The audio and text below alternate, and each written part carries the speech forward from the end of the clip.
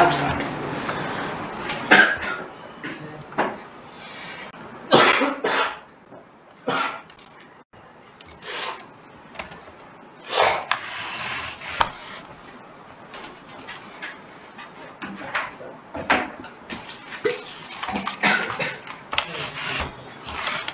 so good morning everyone. Good morning. We'll be seeing equity shares today. So anyone has any idea equity shares? What is equity shares? So equity share is the ownership of the company. Right. They get voting rights. So voting rights as in equity shares or preference shares? Equity shares. Equity shares. Can anyone explain what's the basic difference between equity shares and preference shares? Equity shares, the holders will have residual interest over the company, whereas preference shares are the payments towards the principal and interest, or sorry, the payment towards the interest portion mandatory. Correct.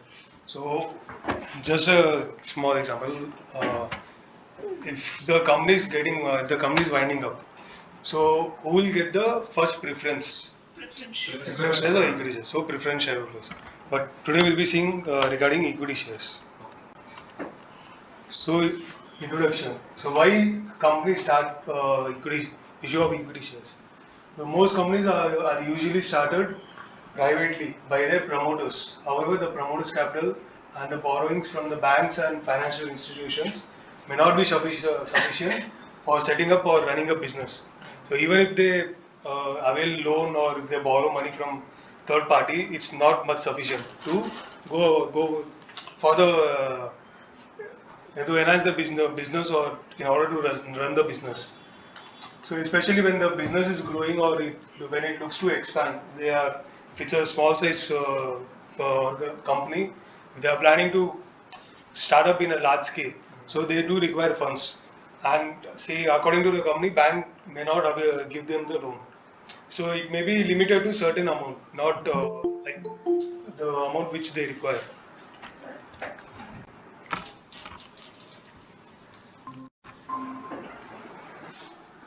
So companies invite the public to contribute towards the equity and issue shares to individual investors. The way to invite share capital from the public is through a public issue. Generally, equity shares are issued to the public to raise the capital required by a company. Once this is done, the company allows shares to the applicants as per the prescribed rules and regulations laid down by the SEBI. So it's not that easy. Like a company can just directly issue shares, or if they want to go public, they have to get the clearance certificate from the SEBI in order to go public issue, in order to do public issue. So companies issue different types of shares, namely preference shares, ordinary shares, shares without voting rights or any other shares as are approved under the law. So there are many different types of shares. These allow shareholders stake in the company's equity as well as the share in profits. So as in shareholders' point of view, it's not just an investment for them; it's actually a profit earning plus the capital increase appreciation plus they earn dividend from out of it in form of dividends and the ability to vote at a general meeting of the shareholders. It's not that if you are a shareholder of the company, you may not have the voting right of voting on other things. So features and reasons of equity shares. Features of equity shares are they are permanent in nature. Equity shares are the actual owners of the company and they bear the highest risk. Equity shares are transferable. Ownership of shares can be transferred with or without consideration to a person. So if I'm holding 1% share in a company, if after 5 years or 10 years down the line, if I'm not having interest, if I lose interest in that company, that it's no more a profit-making company, or if I'm not getting the expected returns which I receive, which I'm expecting, probably I can transfer my shares to third party. So it could be with consideration or without consideration. Dividend payable to equity shareholders in an appropriation of profit. So the shareholders enjoy the dividends. It could be every quarter wise or yearly once, yearly twice as well, depending on the company's profit. Equity shareholders do not get fixed rate of dividend. So the rate of dividend is not fixed. It could be 1% of the profit margin or 5%, or if the profit margin is more, your dividend yield would be more. For example, if you take BPCL, last year it had given a dividend to shareholders of almost 153 rupees, which is the highest till date among the petroleum sector. Shareholders have the right to control the affairs of the company. The liability of the equity shares is limited to the extent of their investment. So, reason of issue of equity shares to finance the organic growth of the company. Equity capital is the best source of finance rather than borrowing or increasing the company's debt. It's better to go public, issue shares to public and raise the funds. To finance permanent working capital, when there is a merger and takeovers, purchase consideration involves payment of huge amount. In this case, equity creates no financial burden to the company. When high cost debt borrowed creates problem, capital restructuring becomes essential. Debt burden is reduced either by repayment or converting the debt into equity. So pros and cons to the shareholders. So equity shares are very liquid and can be sold easily in the market. It's not that it's difficult to go out and sell the shares. It could be either like off-market transaction or on-market transactions. In case of higher profit, they get dividend at a higher rate. Equity shareholders have the right to control the management of the company. So they have all the voting rights, they can attend general meetings and etc. The equity shareholders get benefit in two ways: yearly dividend and appreciation of their value of their investment. Cons: equity shareholders get dividend only if there remain any profit after paying debentures interest, tax and preference dividend. Thus, getting dividend on equity shares is uncertain every year. It's not that you will be getting dividend for all the 4 quarters, because the company has to pay dividend in the paid debenture interest, taxes, preference dividend. So post paying everything out of the profits, then equity shares get the dividend portion. So it's not fixed that you may get the dividend for all the 4 quarters. It may vary. So equity shareholders are scattered and unorganized. Hence, they are unable to exercise any effective control over the affairs of the company. Equity shareholders bear the highest degree of risk of the company. If the company is not performing well for 4 consecutive years, 5 consecutive years, it's a loss for as a shareholder. It's a loss for a individual shareholder. Market price of with this one example, if you are invested in Vodafone Idea, Yes Bank, so and before lockdown, the shares were trading at a floor price of 300, 345, 400. So if you see during the lockdown and after lockdown, you can see the prices of Yes Bank and Vodafone India trading at 9 rupees, 10 rupees and 20 rupees. So that's one of the example where you can lose out your money, everything. So market price of equity shares fluctuate very widely, which in most occasions erode the value of investment. So the market price is not at all fixed. It may be up, it may go down. As I said, it was at 354 rupees. It has come down to 10 rupees, 12 rupees. So the prices are not that stable. Issue of fresh shares reduces the earnings of the existing shareholders.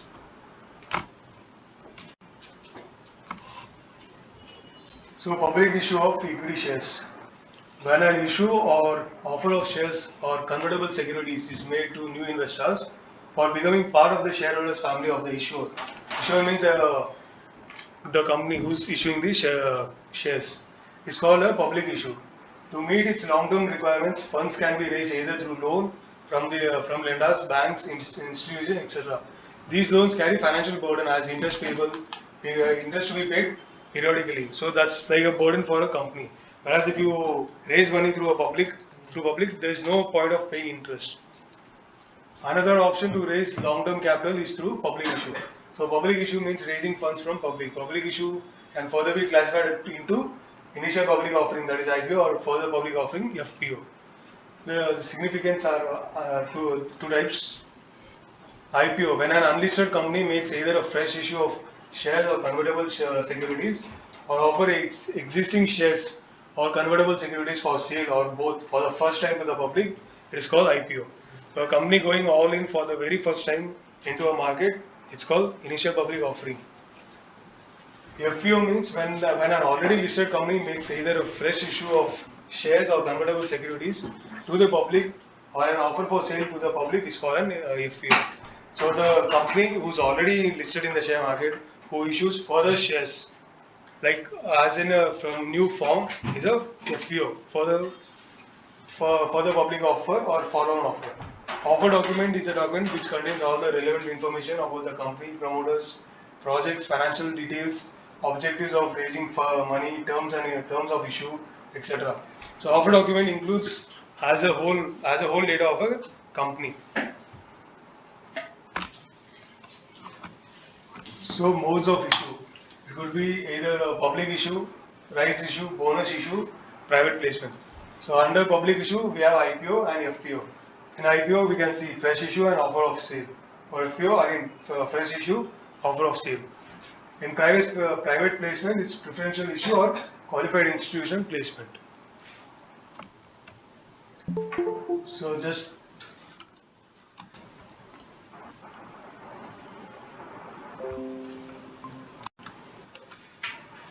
this is just a small summary of all the five types of capital insurance. IPO. So India done by an unlisted company, fresh issue of equity securities offers its existing securities for sale or a combination of both. Securities issued for the very first time to the public.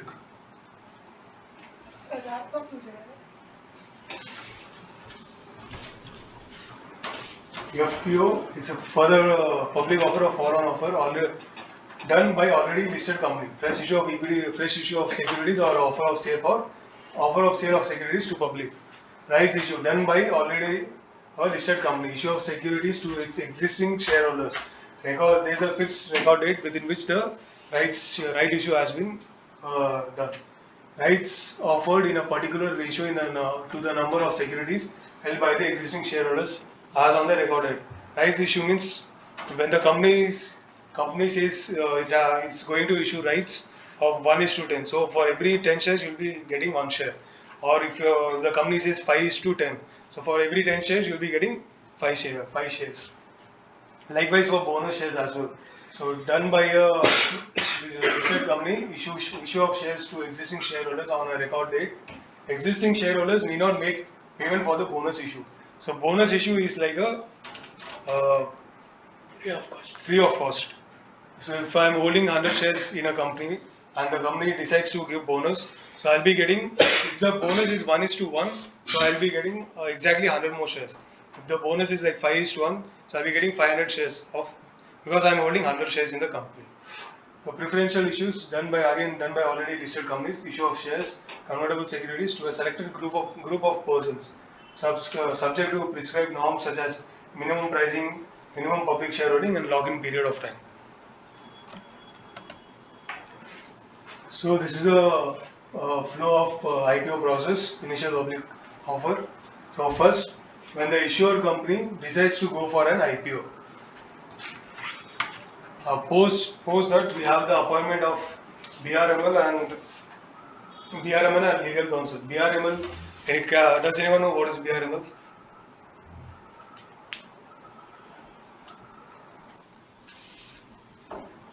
So it's book running lead manager.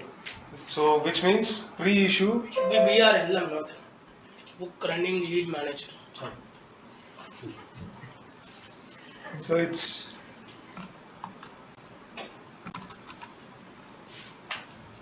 pre-issue process where the manager takes up the due diligence of the company's operation, management and plans, etc. So opposed the appointment of BRML and legal counsel, we have due diligence and all other supporting work. Post that we have drafting of draft read hearing. Post that we have filing with SEBI and stock exchange. So all the documents, all the paperwork, when the company or when the lead manager is done with it, it goes to SEBI. So first process is preparation and approvals. Post that when it's in the approval stage with the SEBI, we'll have marketing and estimation of the pricing. That's the second phase. That is pre-marketing.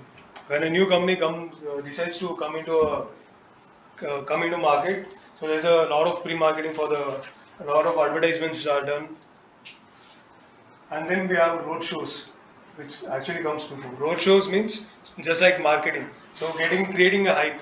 So the members of the company travel to different parts of the state or part of the country just to promote their company, to raise the funds from the investors, to just advertise the company. Suppose that we have SEBI clearance and ROC filing. So once we get the approval from the SEBI, we get the clearance certificate. We have next step is ROC filing. Suppose that we have the last final stage, which is launch or completion of the IPO. So first book building, then pricing and allocation. So the pricing part will be set. It could be either a fixed price or seeing through the could be set through the book value of the company. Post that we have ROC filing of the final prospect, then it comes in demat account where the company offers the IPO, where the individual shareholders can either apply to the IPO, else they can decline the offer. Post that we have a waiting period of 14 days, wherein the company receives the IPO money, but gets allotted to shareholders. Suppose that we have listing, company gets listed. It could get listed either at a discounted price, at a premium price, or at the same IPO price. Finally, the funds transfer to the issuer. So that's the whole IPO process. So, procedure for allotment of shares post company's incorporation. So the issue of shares in a company is the process by which companies allot new shares to the shareholders in accordance with the Companies Act 2013. Procedure for privately placed shares are: a notice is sent to all shareholders for convening the extraordinary general meeting for the approval of the private placement offer. A private placement offer is being drafted. Resolution is passed in the EGM. Form MGT 14 is filed with ROC within 30 days of passing a special resolution in the meeting of shareholders. So this could be special resolution could be passed only if all the shareholders agree. Even if the single shareholder doesn't agree, they can't pass the special resolution. So an offer letter is issued in prospect and allotment of securities, that is PAS4, is filed within 30 days. After this, a complete record of private placement is prepared in prospect and allotment of securities. That's in PS5. So form PS4 and PS5 are filed with ROC within 30 days of the issue of the offer letter in form GL2. So post the offer letter is issued, form PS4 and PS are to be filed within 30 days. Post that we have allotment of shares. This allotment of shares is made within 60 days of receipt of money from the person to whom the right was given. A board meeting for allotment of shares is called, and finally PS3 is filed with ROC within 30 days of allotment. So the 30 days is not that the offer letter, from the offer letter, it's from the within the allotment of shares. We have so foreign direct investment and foreign portfolio investment. So investment in capital instruments by person resident outside India. So can anyone explain what do you understand by this?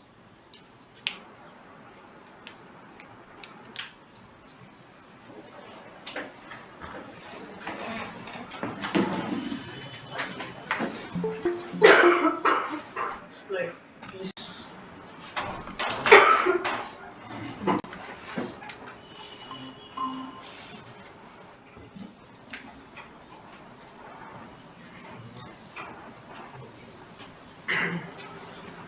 So you want me to explain what is FDI and FPI, right? Okay. So FDI is basically investment made by foreign individuals or companies in intention of running business long term in India. So in case of FPI, they just invest to gain short term gains on share appreciation, or they try to make gains through short selling. So that is the intention and difference between foreign direct investment and foreign portfolio investment. So as per Indian Companies Act, they are classifying into two types: listed company and unlisted company. Anyways, in case of unlisted company, which is private limited company, the investors who are shareholders are closely held, right? So if it is closely held, then it is automatically assumed that the business is to be carried for a long term. The purpose of investment to carry on business for a longer term. So it is assumed to be a foreign direct investment. But in case of a listed company, let us say it is a Reliance Limited. Some individual, for example, a foreign person is buying some thousands or 10,000s of shares. Then we have to see the limit. If the 1,000 share is more than 10% of the total paid up share capital or less than paid up share capital. If it is less than 10% of total paid up share capital, then it is said to be a foreign portfolio investment because he has just invested to make a gain on stock appreciation or share appreciation. It is not an investment to continue a long-term business in India. But in case of if the investment is less than 10%, then it is assumed that the investment made is to make a short-term or short-term appreciation or for short selling. So that is why they have classified into listed companies into two categories: foreign direct investment, foreign portfolio investment. So am I correct? Yeah. So, in investment in capital instrument by PO person resident outside India, listed company or unlisted company. Listed company, if it's in 10% or more than 10% of the post-issue paid up equity capital on fully diluted basis. If it's below 10% of the post-issue paid up equity capital on fully diluted basis, it's a foreign portfolio investment. For unlisted company, it's a foreign direct investment. So next we have FCTRS and FCGPR. That is foreign currency transfer of shares and foreign currency gross provisional return. So FCTRS is a form used by the shareholder resident outside India and resident Indian, or vice versa when they transfer their shares. So the form FCTRS will be submitted to the authorized dealer bank, who will submit the same to the RBI. The form FCTRS must be filed with the AD bank within 60 days of receipt or remittance of fund or transfer of capital instruments, whichever is earlier. The ones of reporting is on the resident. It could be either the transfer or the transferee or the person resident outside India holding capital instrument on a non-reputable basis. So if a resident individual is transferring shares to a non-resident or person resident outside India, has to file form foreign FCTRS. For FCGPR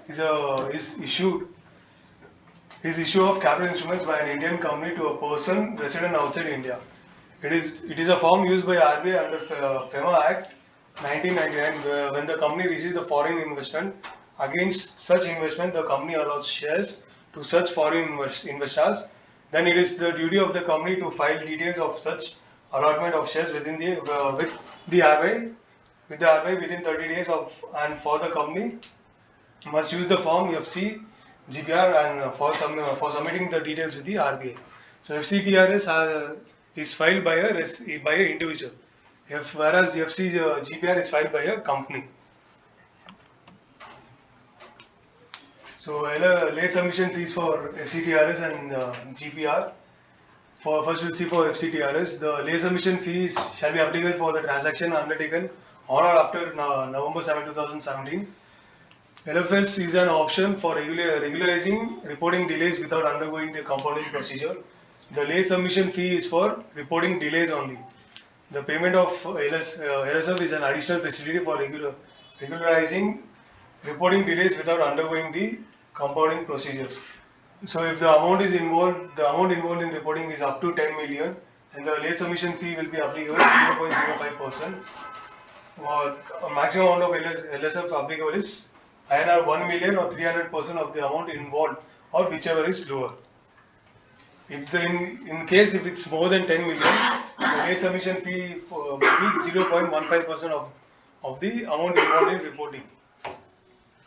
So maximum amount would for LSF LSF applicability would be INR 10 million or 300% of the amount involved, or whichever is lower. The percentage of LSF will be doubled every 12 months. So the more number of the more you delay, it gets doubled every 12 months. So FC GPR, in case of delay beyond the prescribed time, shall be liable to pay penalty of 1% of the total amount of investment, subject minimum of INR 5,000 or maximum of 5 lakhs per month or part for first 6 months of delay, or twice the rate of, or twice that rate, to be paid online to the straight away with the RBI.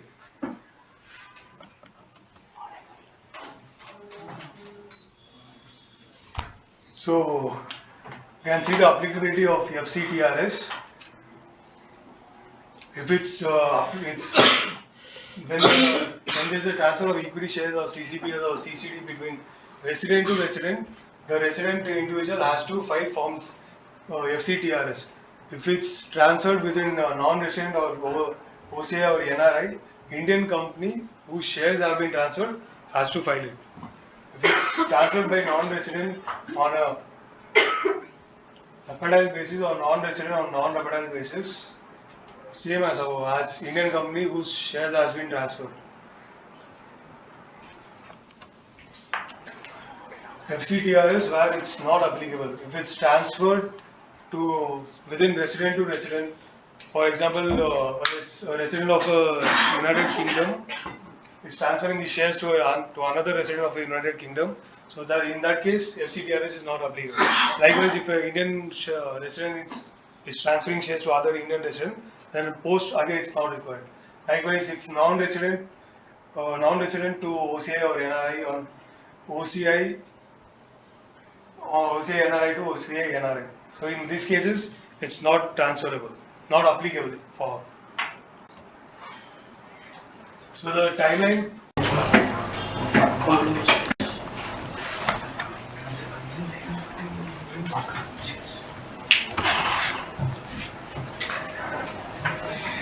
So the timeline of form for GPR. So when within 30 days of the receipt of share application money, ARF to be filed, then within 180 days of receipt of allotment to be done, within 30 days of allotment, GPR to be filed. That is, first foreign funds received. So within 30 days of receiving the money, advance remittance form to be filed with the RBI. Post that, RBI will issue a UIN, unique identification number, after submission of ARF. Within 180 days from the date of receiving money, allocation of shares takes place. Then file FCGPR within 30 days from the date of allocation of shares. Rights issue of equity shares. Right issue is a primary market offer to the existing shareholders to buy additional shares of the company within a specified date at a discounted price than the current market price. The current market price of company share is 210 rupees. The company might issue rights at a price of 5 rupees.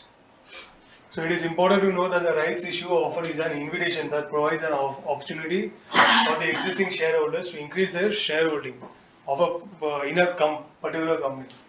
It is a right that a shareholder may or may not choose to exercise, or an obligation to buy the shares. Right issue is the fastest mode of raising capital for the company. It is at a low cost affair for the company, as they can save on underwriters' fees, advertisement expenses, promotion expenses, etc. The confidence of the existing shareholders is retained by making the discount offer to the existing shareholders. The company can raise additional funds without increasing their debt burden. So the shareholders who have already invested in a company, when the company issues right issue, the existing shareholders knows the value of the company. The other shareholders who do not hold any shares in the company may get a chance to buy shares at a discounted price. So right issue provides an opportunity for existing shareholders to increase their stake in the company at a lesser price. If a shareholder is 1%, is holding 1% of the company, through rights issue he can raise his percentage in the company as well. The procedure of rights issue: first, send first to conduct a board meeting. Send notice of board meeting in written, in writing to every director at his registered address with the company. That is before 7 days from the board meeting. Second step, pass the resolution in the board meeting for rights issue. Then we have offer letter. Prepare offer letter, dispatch it to registered post or speed post or to electronic mode. And after receiving share money, send notice of board meeting in writing to every director at his registered address. So the time period is before 7 days from the date of board meeting. The notice of board meeting. Pass board resolution for allotment of shares within 60 days from the money received. Then file PS3 with the registrar of company within 15 days of the allotment of shares. That is form PS3. For issuing of shares share certificate, once again send notice or conduct a board of meeting before a notice to be sent to all the directors before 7 days of the board meeting. Then finally we have issue of share certificate in board meeting. So within 2 months from the date of allotment of shares, form SH1 has to be filed. Now bonus issue of equity shares. The issue of bonus shares is one of the common features in the corporate world. When the company has accumulated large surplus of profits and it decides to convert its surplus into share capital, then the company can issue bonus shares. Bonus shares are issued by way of capitalization of profits or reserves of the company. It is popularly known as capitalization shares, as these shares are issued on capitalization of profits or reserves. The main purpose is to broad base the share capital of the company. The issue of bonus shares do not entail any cash outflow. The Section 63 of the Companies Act contains the provisions of issue of bonus shares. Conditions with as per Section 3 read with rule number 14 of Companies Act, companies rules. First, source of issue of bonus shares. So if a company just can't issue a bonus shares through any means. It should be either from its free reserves or the securities premium account or from the capital reserve account, redemption reserve account. So company can issue bonus only through either of this one case. Then authorization by its article of association, as by AOA. The bonus shares shall be authorized by AOA in case the articles of authorization does not authorize the issue of bonus shares. The same is required to be amended by the following provisions of Section 14 of the Act.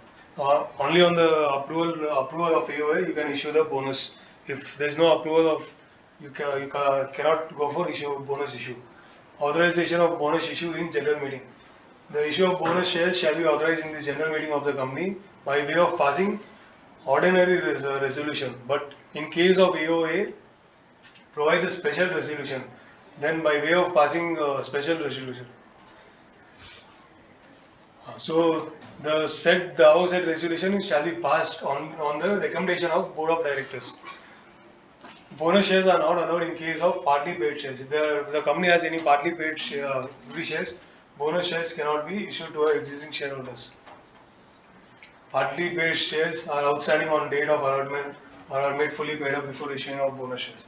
Prohibition of issue of bonus shares. The company can capitalize its profits or reserves for the purpose of issuing fully paid bonus shares only if it has no defaulted. If it has not defaulted in payment of interest or principal in fixed deposits or debt security issues, etc.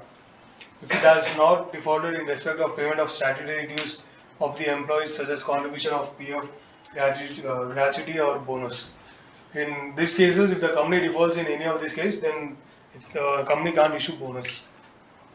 bonus shares in lieu of dividend. The shares cannot be issued in lieu of dividends. Bonus issue cannot be withdrawn. As per Rule 14 of companies rule, the company which has once announced the decision of the bonus issue shall not subsequently withdraw the same.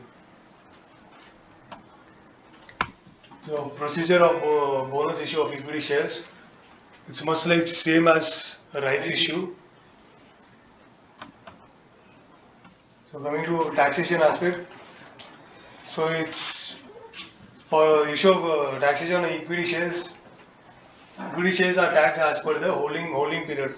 For the gains from equity shares, if if a holding period is more about 12 months, it's considered as a long term, and if anything less than 12 months, it's considered as a short term, and it will be taxed accordingly. So taxes for long term and short term are, in case of long term, if if the amount exceeds 1 lakh, then 10% will be applicable.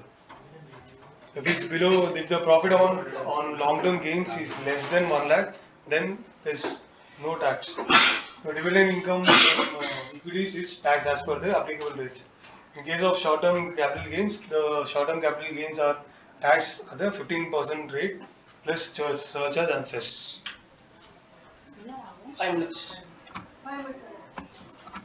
And I have a small correction in this holding period. Yeah. With respect to listed equity share, it is 12 months. 12 In months. case of unlisted equity share, it is 24 24 months. months, correct. Yeah. Okay, so done. Thank you.